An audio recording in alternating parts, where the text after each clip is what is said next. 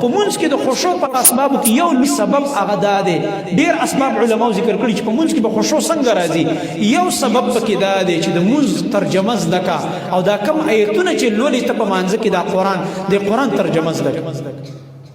نو کته په خپل بیا لولې او بدر باندې اثر کوي. که په قاری او عالم پسې ولاړ او هغه جمع ور کوي او قرآن لولې نو په تا باندې به اثر کوي.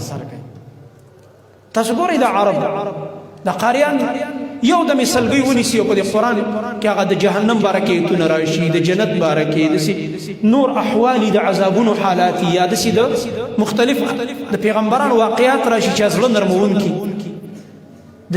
د آخرت او قیامت حالات پکې راشي. نو په دې کې هغه مثالګي ونیسي او د پجړاش لاندې شاته کم خلک ګوري ته کله کله بعض ویډیوګانې ګوري بس هغه هم لګي جاړي ټول مجلس نه جړا وازونه راځي.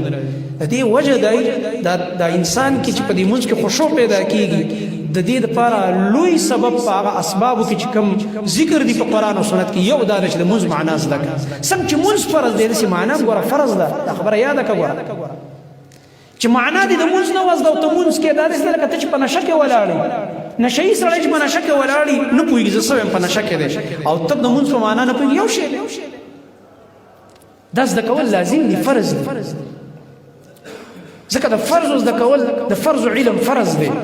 څنګه چې منځ فرض دی داسې معنا هم فرض دی.